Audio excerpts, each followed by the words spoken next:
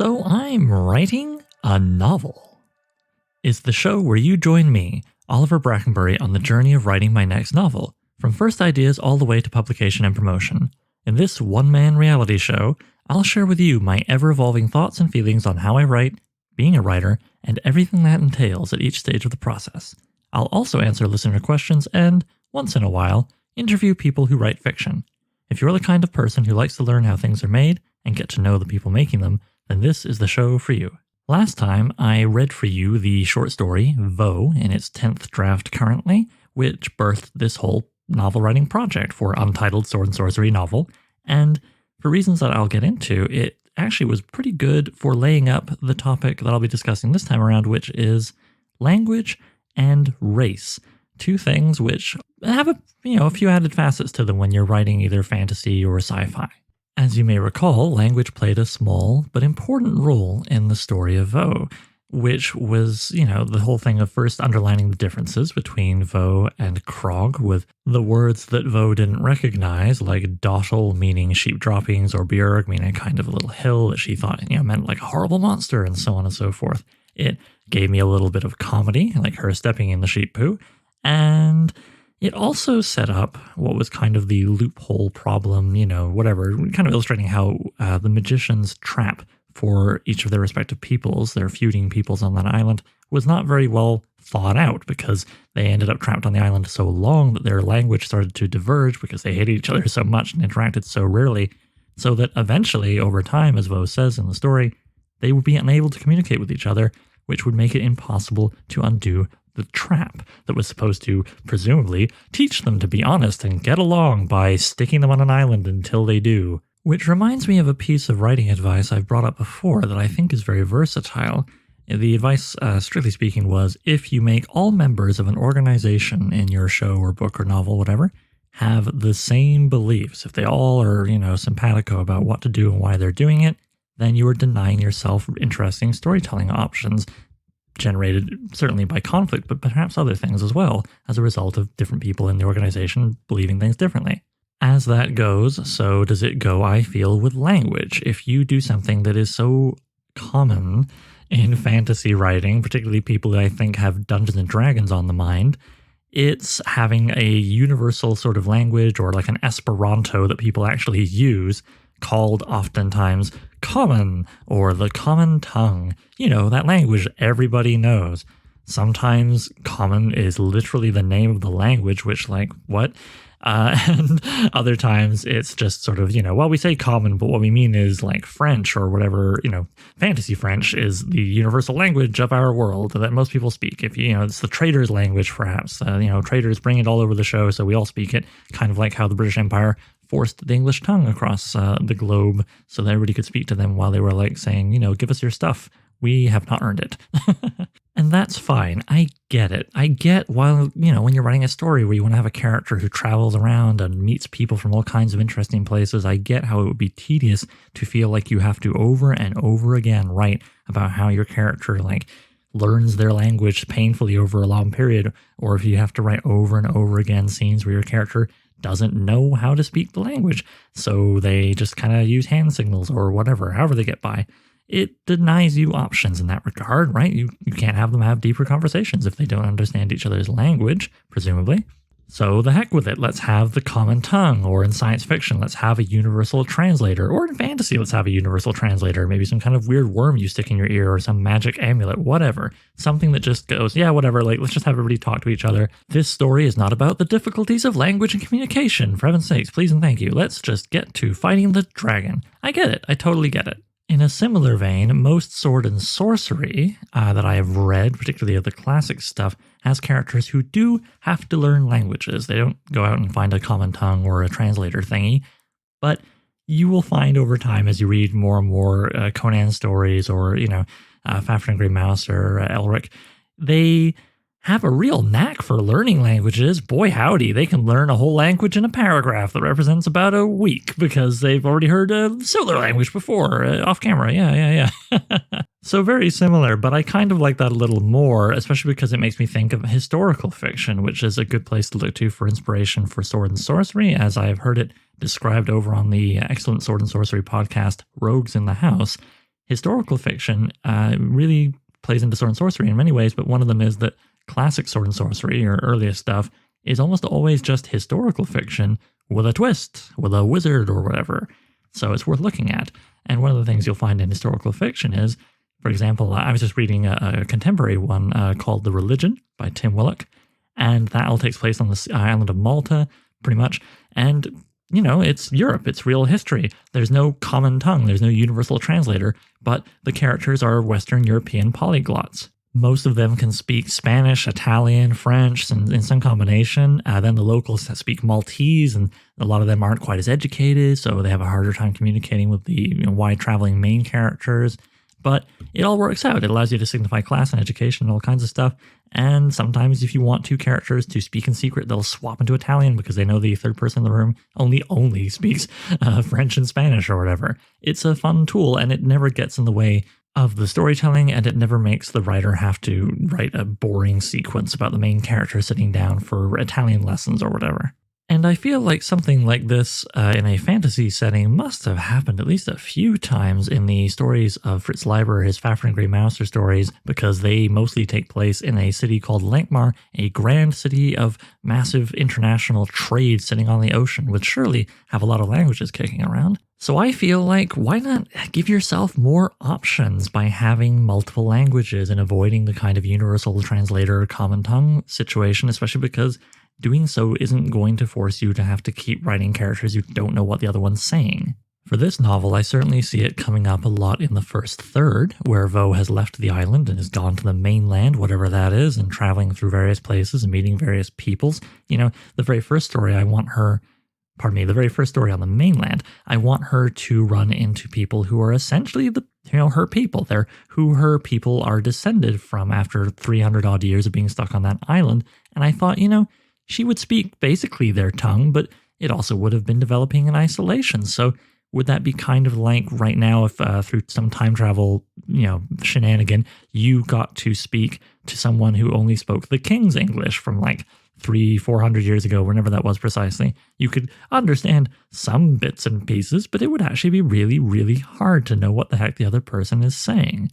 And that could be a fun obstacle for Vo, which will play into some stuff I'll get into when I discuss that story in detail. Then the story after that, I like the idea that maybe she started to pick up some more of the updated vocabulary and then gets slung into a situation with people from all over the show. And she has to figure out, like, what is the common tongue, as in what is the tongue of empire?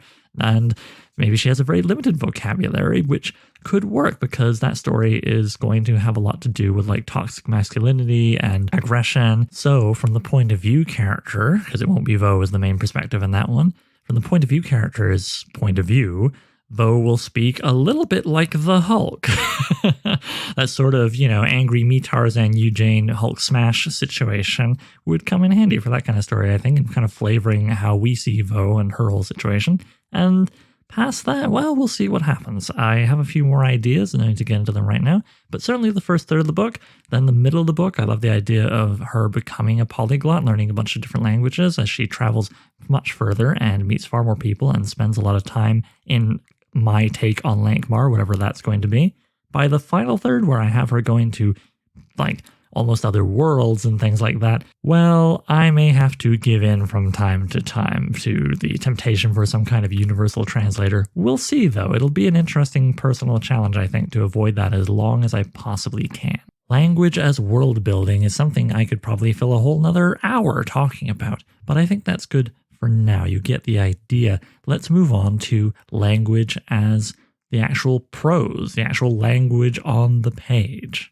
I'm going to talk first a little bit about Robert Howard, the granddaddy of sword and sorcery, and his use of language, which is often discussed, spoken about, and studied, and then a wee bit about some of the other sword and sorcery names worth paying attention to, before I talk a little bit about my own use of prose and how I want to change how I think about it and improve my use of it in the book, which, I won't lie, is something that makes me probably about as nervous as anything I'm going to talk about in this episode. And in this episode, I'll be talking about racism. Yeah, there's a subject where people never misspeak. And no. It makes me very nervous because it makes me concerned that I will reveal myself as an idiot. Let's find out. Is Oliver an idiot? Well, let's talk about Robert Howard first, who was, a lot of things, but I don't think he was an idiot. Now, if you were to ask me to describe his prose off the top of my head, I would use a lot of words I've heard other people use, which includes funny sounding stuff like muscular. Well, how is his prose muscular? What does that mean? Well, when people say that, they tend to mean it does things that they think of as very masculine, like it's very quick moving and powerful sounding and violent, which is all, I would say, true, but his language is also very poetic, and that's not a traditionally masculine thing now, is it? So, Howard was no dummy. He would say that he didn't really know all the right words, he didn't know what a trochki or whatever was, all the words for actually breaking down poetry, but he obviously had some instinctive understanding of it, something which he would cop to in his letters to his best pen pal there, H.P. Lovecraft. He's also a fan of using lots of adjectives, which is called, I gather from Wikipedia here, compound modification, or serial modification if you have like A, B, C, like a whole string of adjectives and adverbs. And so that might get you lines like the saw-edged crescent blade of the Yuetshi, where the noun blade is modified with both crescent and saw-edged. And I would count myself definitely as a fan of something else he does, which is similar, where he would have descriptive details as lists, the rapid succession adding to the pace of the prose, for example, flat, flaring nostrils, retreating chin, fangs, no forehead, whatever, great, immensely long arms dangling from sloping, incredible shoulders. Like a lot of pulp and comic book authors from the 20th century, Howard had a good appreciation of a big ape.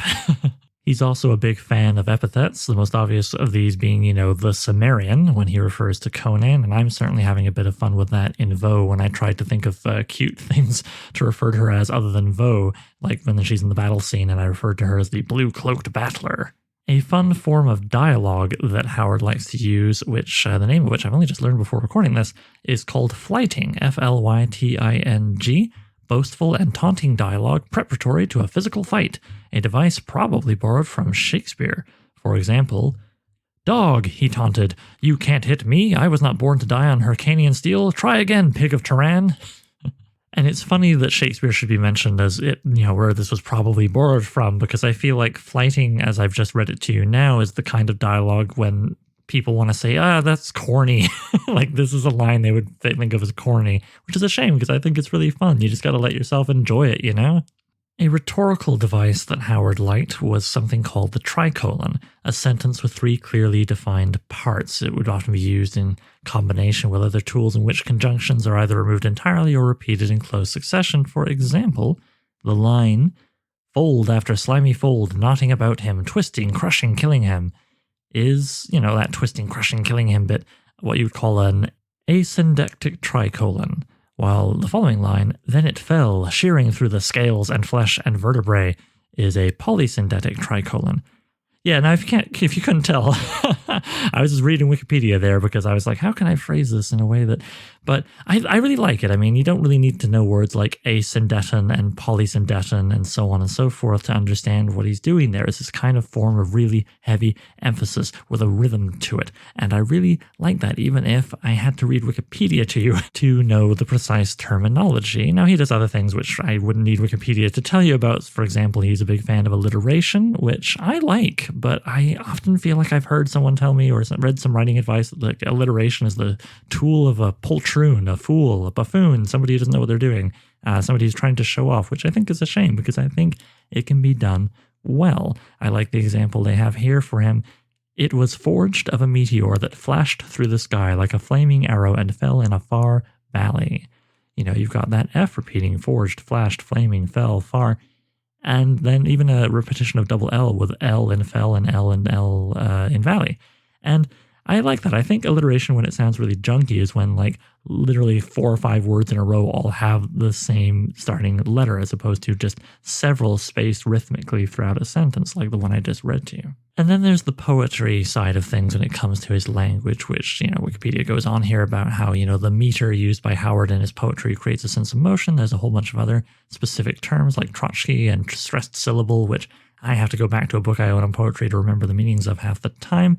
And I would love to understand those things more to use them as tools in my own writing. I do think there is serious value in understanding poetry. It's just unfortunate that my life isn't such that I have need to think about those words very often, even as someone who writes. And as I alluded to earlier, it would seem that Howard felt similarly. Here's that letter to H.P. Lovecraft quotation there about that, where Howard speaks, "I know nothing of the mechanics of poetry. I couldn't tell you if a line was anapestic or trochaic to save my life.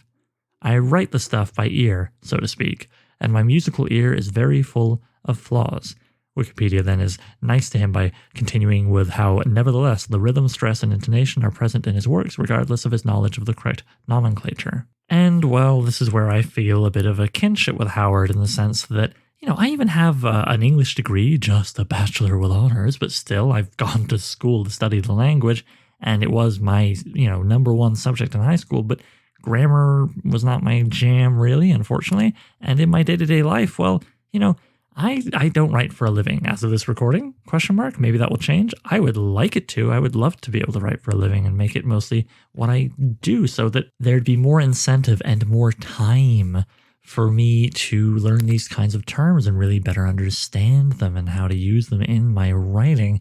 But as someone who does not do it for a living, that means my time is very limited and I have my brain full of a whole bunch of other stuff I need to know in order to keep a roof over my head. Plus, to be honest, I'm still kind of learning to find pleasure in knowing these things. Prior to not that long ago, 99% of my pleasure in writing was the crafting of plot and character and theme and mood and all that kind of stuff. The story, so to speak. Whereas the bits and pieces I'm assembling the story out of, I'm learning to love them. I've been learning to love them for not very long now.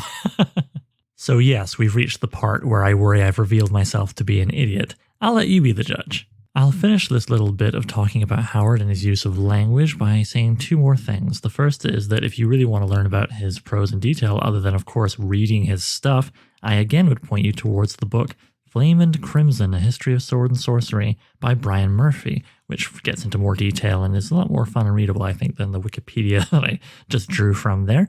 So yeah, I'd recommend that book again. And then I already read a chunk of him back in episode 4 of the podcast, right after the credits there from the People of the Black Circle, but I feel like I can read a little bit at the beginning of one of the other most well-known Conan stories, The Tower of the Elephant, an opening paragraph that illustrates something else about his prose, which is he loves to open his stories not with exposition, but by kind of almost doing a very cinematic thing, having the camera come into a situation already happening. Here we go.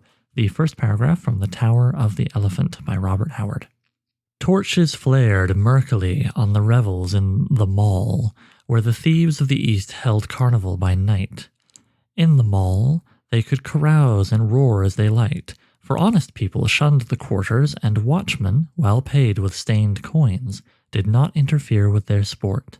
Along the crooked, unpaved streets with their heaps of refuse and sloppy puddles, drunken roisterers staggered, roaring. Steel glinted in the shadows where arose the shrill laughter of women and the sounds of scufflings and strugglings. Torchlight licked luridly from broken windows and wide-thrown doors, and out of those doors, stale smells of wine and rank, sweaty bodies, clamor of drinking jacks and fists hammered on rough tables, snatches of obscene songs, rushed like a blow in the face. Alright, it would be exhausting if I went into the same level of detail discussing each of the authors I want to share with you now as I did with Howard, so instead, I'm just going to let a few paragraphs, one from each author, similar to the one I just read from Howard, where we have the story opening into a scene or a character entering a new location kind of thing, and you can enjoy comparing the way they sound as I pour it into your ears. Alright, we're going to start with C.L. Moore, one of Howard's contemporaries, who is noteworthy for many reasons beyond the fact that she is one of the rare female sword and sorcery authors from the 20th century. Her contribution was the character Jirel of Jory, a French knight from, I want to say, the 1400s, And even though she was set in ostensibly the real world, her stories very quickly would pull her out of it and put her in very fantastic places. In the most well-known of those stories, Black God's Kiss, I'm going to read you from a little bit into the story here, where basically there's a guy named Guillaume who has wronged her and conquered her and beat her army, and she is on a quest into a dark and terrible place of strangeness in seeking a weapon with which to take her vengeance on Guillaume. It reads as follows. She had half expected, despite her brave words, to come out upon the storied and familiar red-hot pave of hell, and this pleasant, starlit land surprised her and made her more wary. The things that built the tunnel could not have been human. She had no right to expect men here. She was a little stunned by finding open sky so far underground, though she was intelligent enough to realize that however she had come, she was not underground now. No cavity in the earth could contain this starry sky. She came of a credulous age, and she accepted her surroundings without too much questioning, though she was a little disappointed, if the truth were known, in the pleasantness of the mistily starlit place. The fiery streets of hell would have been a likelier locality in which to find a weapon against Guillaume. I do appreciate how, even though this is a paragraph describing, a scene, we are getting a bit of Jarell's personality even in that description, as we hear mentioned that she's kind of disappointed. Like, why is this so nice? I came here to get something to kill a mother effer with, and it just seems kind of too cheery around here. Should be like hell to find something to kill that guy I hate. Her sort of hatred and indomitable will are definitely, I would say, the strongest parts of Jarell, and they often get her through things where her sword arm cannot. Another contemporary of Howard's that I'll mention before we move up in the years is Clark Ashton Smith. He also was in touch with H.P. Lovecraft and borrowed, and with his permission, various names of gods and places and so on that Howard also used, that Lovecraft also used. And sometimes you're not sure where, any one thing originated. He has a very florid style. He is not like Howard. And to demonstrate that, I'm going to read to you the opening paragraph of a very short story, which I highly recommend. It's free online, like a lot of Clark Ashton Smith's writings. The Tale of Satampra Zeros. I, Satampra Zeros of Ulzadarum, shall write with my left hand, since I no longer have any other. The tale of everything that befell Tiruv Umpalus and myself in the shrine of the god Chthagua, which lies neglected by the worship of man in the jungle-taken suburbs of Comorium, that long-deserted capital of the Hyperborean rulers. I shall write it with the violet juice of the savanna palm, which turns to a blood-red rubric with the passage of years, on a strong vellum that is made from the skin of the mastodon, as a warning to all good thieves and adventurers who may hear some lying legend of the lost treasures of Comorium and be tempted thereby. Love it. And there you go. Whereas like Howard greeted you with a bunch of very quick and relatable kind of like, yeah, there's dark alleys, there's an inn, there's somebody shouting, there's the sounds of parties, whatever. This guy, not only is he directly addressing you, but he's throwing out a whole bunch of crazy names for gods, places, peoples, and he's really, laying on the drama here with the blood red rubric. Oh, that feels good around the tongue, doesn't it? The blood red rubric of, the juice I'm writing this in is going to turn so nasty. Let me tell you, and I'm going to write it on the skin of a friggin' mastodon. Let me tell you. I really recommend his stuff. It's very over the top, you could say, but that's what you came for if you're reading his stuff. I gather many have tried to imitate his prose. Very few, if anybody, has managed to succeed in doing so in a way that is actually pleasurable to read. I don't know if I'm going to tilt at that windmill in Vaux, in Untitled Sword Sorcery Novel. We'll see. It's not in my plans. However, before I move on, I will recommend to you, yes, The Tale of Satampra Zeros. And also, I would really strongly recommend another story of his called The Dark Eidolon, Eidolon, The Dark Eidolon. If I remember, I'll link to it in the show notes, which is a part of his most well-known set of stories, the Zothique cycle. Zothique being the last continent on Earth in an impossibly far future where the sun no longer shines in its prime. Which brings me to Jack Vance, who is known for a lot of writing. He was prolific, but I would say primarily for his 4-book series, Tales of the Dying Earth, which is set in a very, very impossibly far future where the sun has turned red and the citizens of the Earth, which has way too much history to even attempt to keep track of, are all kind of like, oh, that could go out any moment. And it changes very much how they live. And I'm going to actually leap ahead, though. The very first book came out in 1950, which is a collection of short stories, very much worth reading, but they read to me a little bit too much like anybody, really. I mean, you can see stuff like when you look at the earlier works of any author, you can see the promise of what they become. But if I were to read to you something from those first stories, I think it would sound too similar to what I've already read. Instead, I'm going to leap ahead to the mid-'80s, where he wrote the last book, Rialto the Marvelous, which is all about the titular Rialto, who's a magician in this very far future, where magic and science, I mean, what's the difference, right? And his sort of gentleman's club of magicians and how they're all very petty with each other while dealing with incredibly highfalutin things involving time and space because they can. Like Clark Ashton Smith, Jack Vance likes to have a lot of, made-up terms for names and places and things and weird stuff because he's got this impossibly huge history of this world to draw from that he's created. And the tone, though, is very different. Well, here, let me read you the very beginning of the very first story of Rialto the Marvelous. The Mirth, M-U-R-T-H-E, the Mirth. One cool morning toward the middle of the 21st aeon, Rialto sat at breakfast in the east cupola of his manse, Fallu. On this particular morning, the old sun rose behind a curtain of frosty haze to cast a wan and poignant light across Low Meadow. For reasons Rialto could not define, he lacked appetite for his breakfast and gave only desultory attention to a dish of watercress, stewed persimmon, and sausage in favor of strong tea and a rusk. Then, despite a dozen tasks awaiting him in his workroom, he sat back in his chair to gaze absently across the meadow toward Ware Woods. In this mood of abstraction, his perceptions remained strangely sensitive. An insect settled upon the leaf of a nearby aspen tree. Rialto took careful note of the angle at which it crooked its legs and the myriad red glints in its bulging eyes. Interesting and significant, thought Rialto. After absorbing the insect's full import, Rialto extended his attention to the landscape at large. He contemplated the slope of the meadow as it dropped toward the capital T's and the distribution of its herbs. He studied the crooked boles at the edge of the forest, the red rays slanting through the foliage, the indigo and dark green of the shadows. His vision was remarkable for its absolute clarity. His hearing was no less acute. He leaned forward, straining to hear... what? Sighs of inaudible music. Well, that was very relaxed compared to the previous authors I read, right? This was definitely not Howard or Ashton Smith or C.L. Moore grabbing you by the collar and being like, check out this stuff.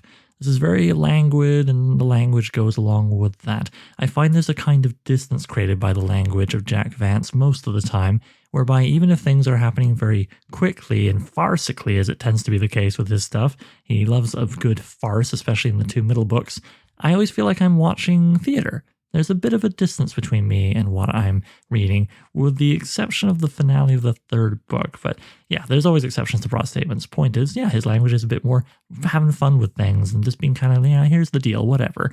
And he is very much known for this, he loves picking out the oldest, most specific words he can find, and honestly, making them up a lot of the time.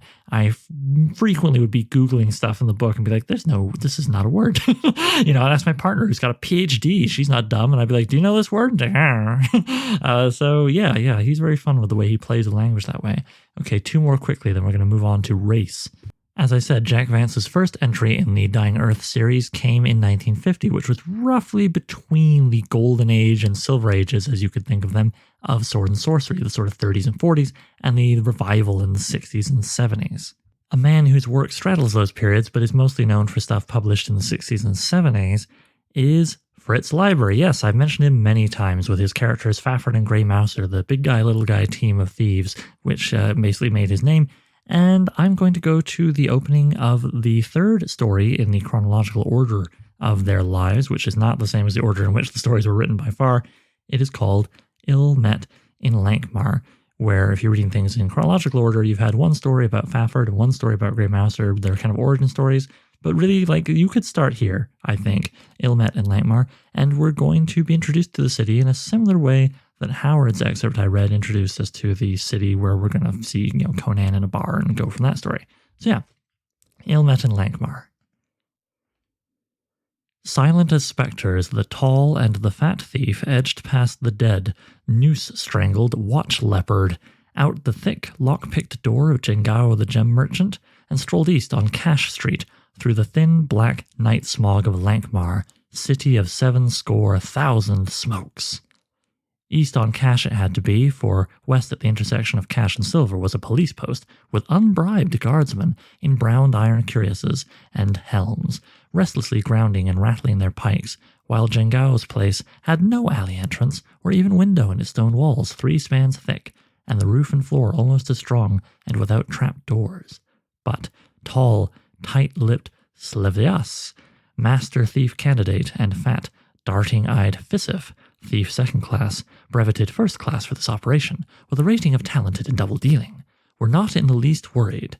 Everything was proceeding according to plan. Each carried, thonged in his pouch, a much smaller pouch of jewels of the first water only, for Jengao, now breathing stertorously inside and senseless from the slugging he'd suffered, must be allowed, nay, nursed and encouraged, to build up his business again, and so ripen it for another plucking.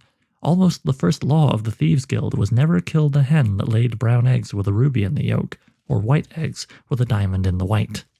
First off, I love the fact that we're set up by the origin stories to want to read about, big guy, little guy team, Fafford and Grey Mouser, and we get a different big guy, little guy team. Fafford and Grey Mouser wind up robbing, and then they meet while they're, because they both independently decided to rob these guys. Okay, I'll talk lots about Fritz Leiber later when I get into the part of the book where I will be in some ways riffing off of Fafford and Grey Mouser, so let's move quickly over to his contemporary from the 70s, the last one I'm going to read from here, Michael Moorcock, who did a lot of great stuff.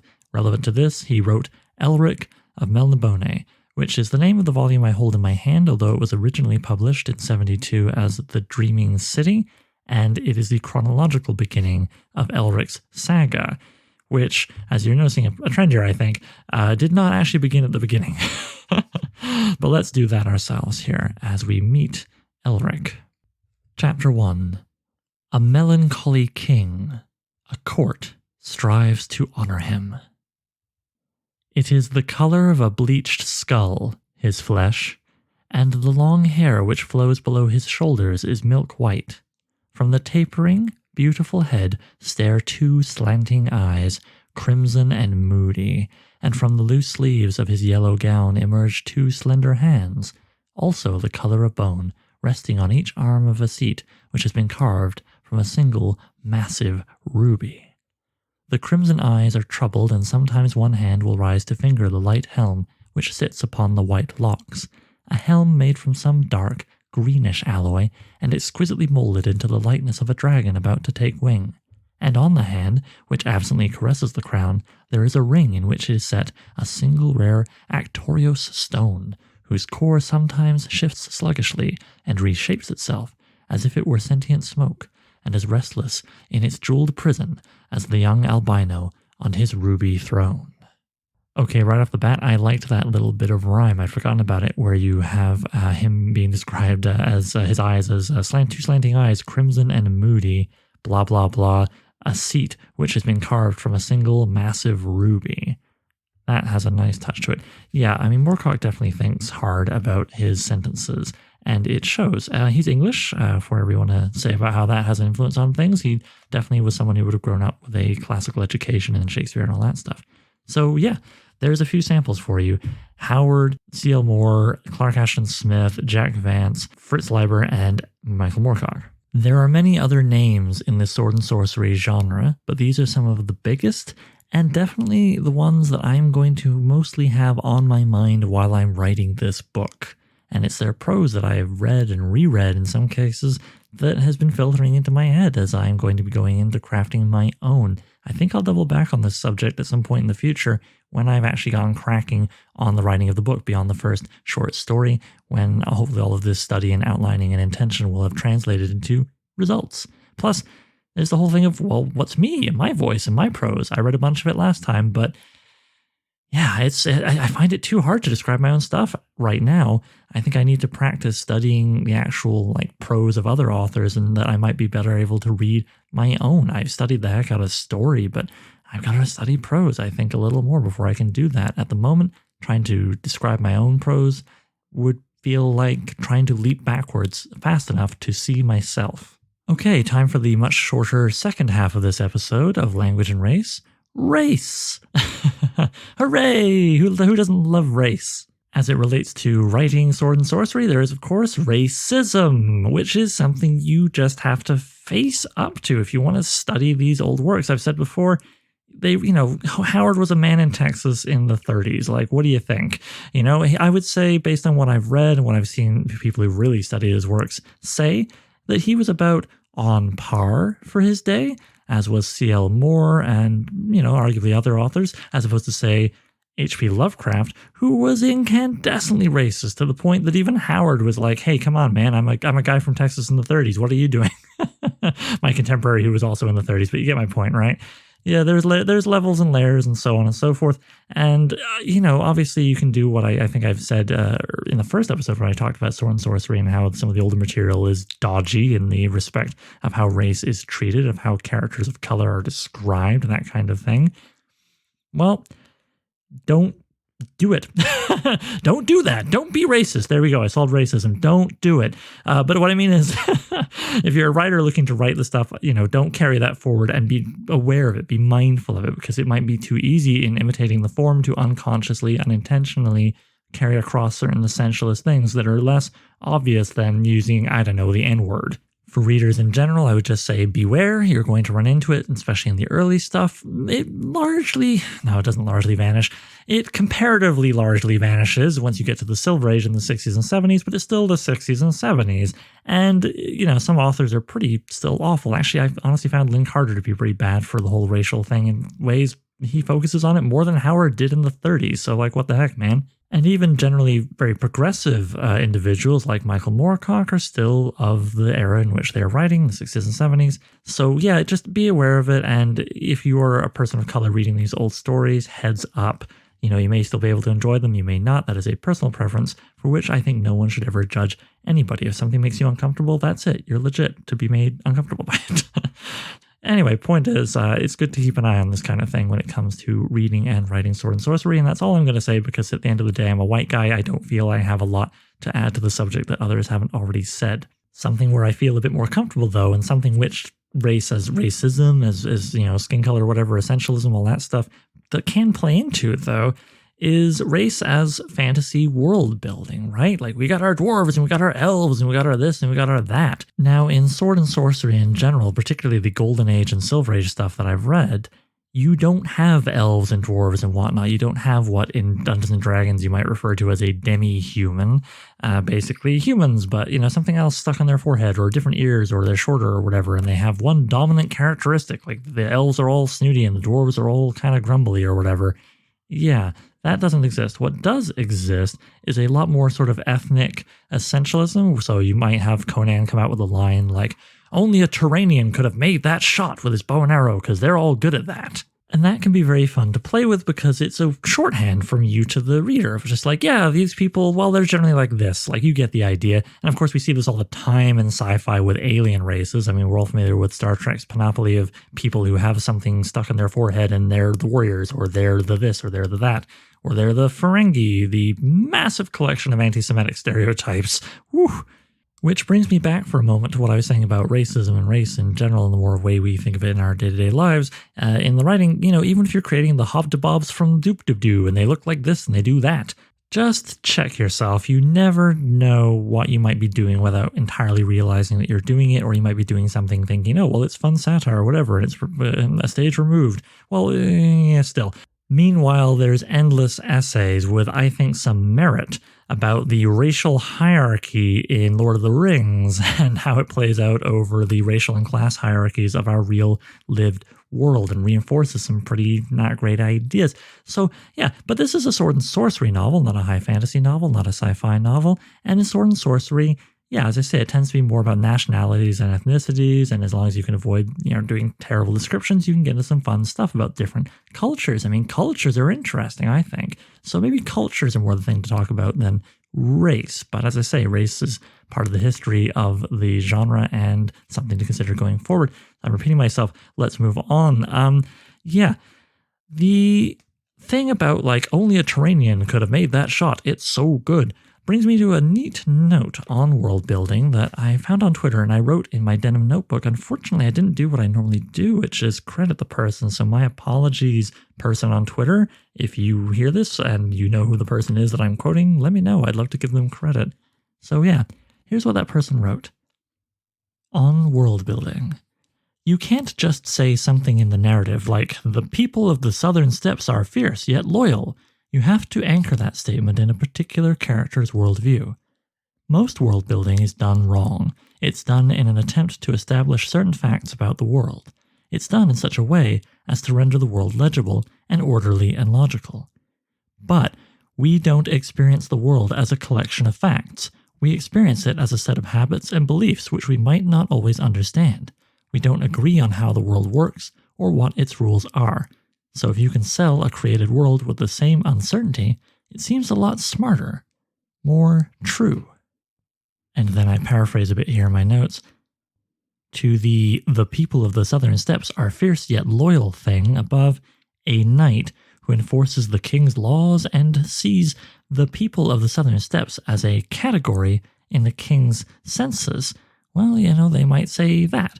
But someone from another part of the world will see them differently and disagree on that take, and maybe we get to meet them as well, and so on and so forth. I really like this idea, even though I must admit when people say something really absolute, like most world building is done wrong, like absolutist writing advice always makes me get my hackles up a little bit, but I really like this advice because if you are grounding what a people, quote unquote, are by one person's opinion, and then you ground it in someone else's point of view, and so on and so forth, instead of the omniscient God narrator saying they are at their core this, all Klingons are warlike, that's just the deal, then you make them more interesting, more varied, and you also avoid the essentialism, which can easily lend itself to either just two-dimensional peoples, if everybody from a place is all thinking the same, right, like I said earlier, and perhaps certainly lower the odds of you coming up with what is actually kind of an unintentional or intentional metaphor for real people in life that you want to flatten out or unintentionally flatten out as just being all one thing, which is never great, even if it's a quote-unquote flattering thing.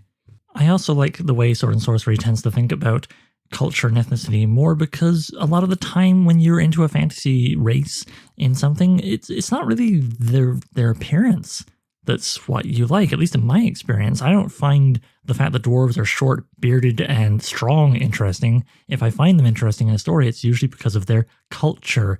Same thing with elves, same thing with most fantasy species. And even when there's something biologically very different about them that makes them much more than humans with some sort of pointy ears or shorter legs or whatever, then what interests me is how that affects their culture, right?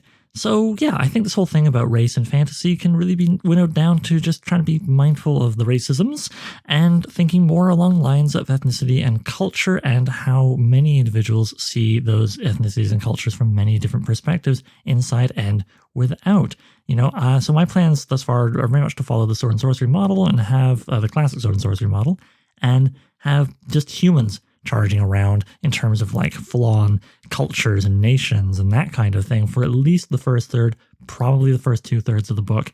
That has a likelihood to change in at least one story I'm thinking of for the last third of the book. But if I do that, and in the one instance I want to do it, it's going to come down to, again, the cultural thing. I've got an idea for some very deep underground people who, it's so hard for them to find food that if you were to ask a group of them who's in charge, what they would do is they would all kind of rub their stomachs and figure out who is the most full, because whoever is the most full in this food scarce environment is in charge for the moment, because they seem to be the wisest, right? So something like that I might do, but I don't want to do like, they looked vaguely this ethnicity from real life, and as a result, they're all sneaky. No, thank you. All right, time for the listener question, which came to me via Twitter from @Korivak, Korivak, also known as Matt DeBarth. To give you a brief break from the sound of my voice, here's Matt's question read by my partner, Sasha. I love short stories, so the structure you're planning sounds great.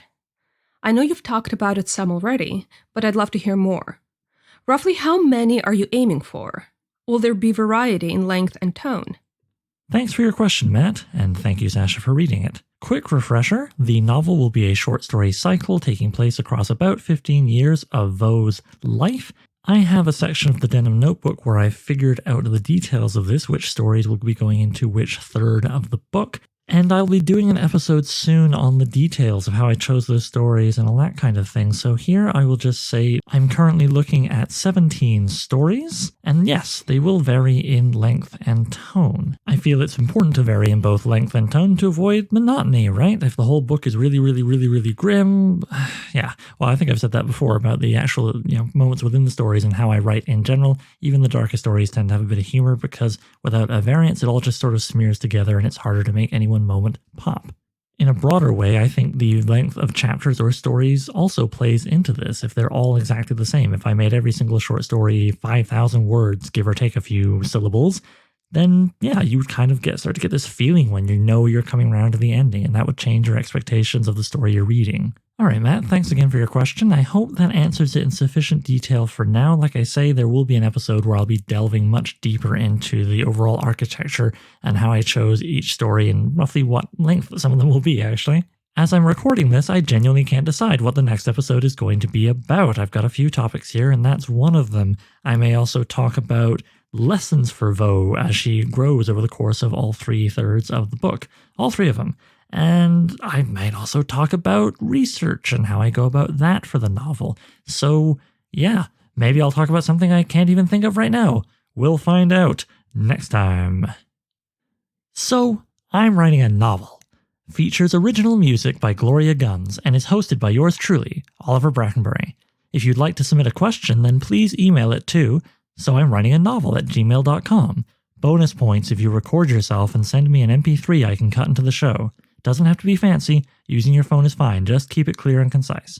You can also holler at the show on Twitter. Look for @so_writing, @so_writing.